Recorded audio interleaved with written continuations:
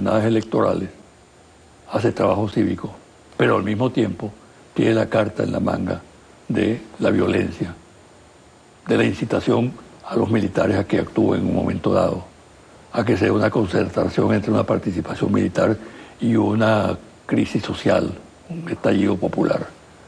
Es decir, esa es una carta que está marcada con la traición pues, al sistema democrático y a las instituciones. ¿Hasta dónde es posible mantener esa ambigüedad?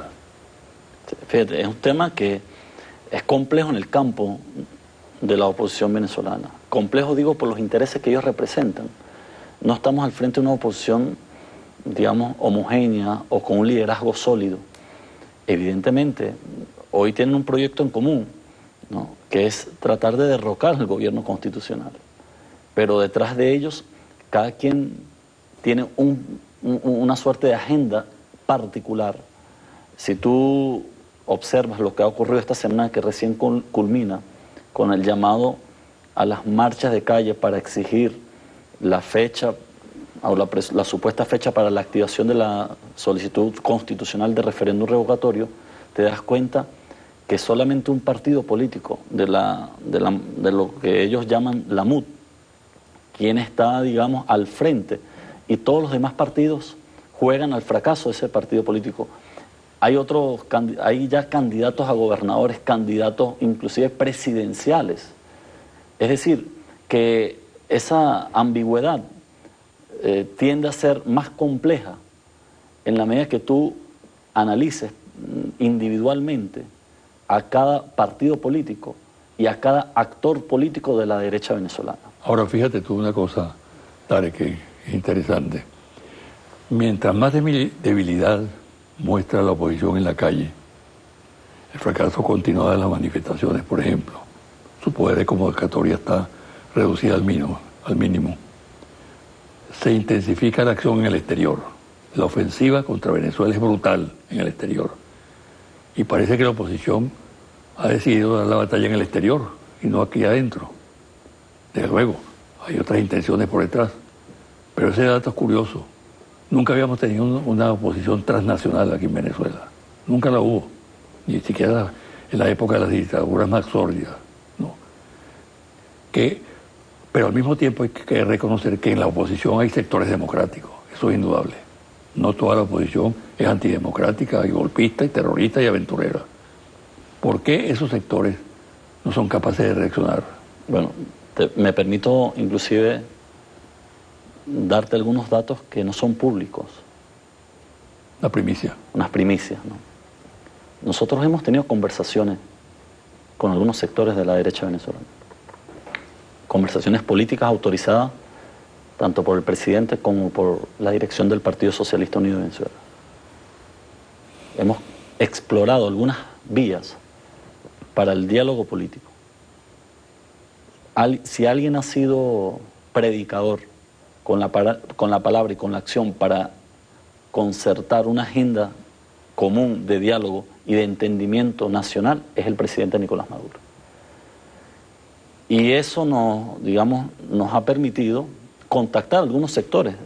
Ciertamente coincido absolutamente con tu observación. Hay sectores dentro de la oposición venezolana que suponemos que juegan a la democracia, son sectores democráticos, respetan el mandato constitucional y así lo han expresado.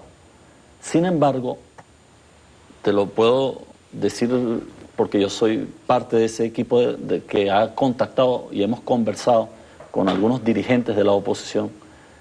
Llega un momento que o llega hasta un techo, ellos llegan hasta un techo, hasta un límite, y se trunca todo tipo de iniciativa exploratoria o cualquier tipo de oportunidad para sentar las bases de un debate nacional. ¿Qué lo frena entonces? Lo frena, repito, es el poder económico y los factores externos. Ese calificativo que tú acertadamente lo acabas de decir, hay una suerte de dirección transnacional en el campo de la oposición venezolana. Y están limitados a la actuación o a la direccionalidad política desde el exterior. no son una oposición autónoma, independiente, responden a intereses económicos. Y eso evidentemente ha frustrado cualquier iniciativa de conversación. Nosotros hemos conversado con casi la mayoría de los dirigentes de la oposición venezolana, bilateralmente, colectivamente. Hemos hecho esfuerzos de todo tipo, horas y horas de trabajo, ¿no? Con agendas, un poco para buscar un factor en común y apostar en primer lugar a la paz de la nación. Evitar lo que estos factores de la violencia y del terrorismo han pretendido imponer como agenda a Venezuela. Seguir frenando ese escenario, ese supuesto o deseado, pudiésemos decirlo así, deseado escenario que tiene la derecha venezolana de arrastrar a todo este pueblo a prácticamente una guerra. En el marco de lo que tú estás diciendo, ¿tú crees que realmente en la MUD hay interés por la revocatoria? No, en lo absoluto, no lo hay. Yo creo que más bien, a la luz de los acontecimientos recientes, la MUD, que está impugnada inclusive, y ahora podemos hablar de ello, la que está más interesada, en salirse de la trampa y de este callejón, este atajo sin salida, que irresponsablemente algunos dirigentes de la oposición condujeron a sus sectores. La MUD no tiene interés en ir a un revocatorio.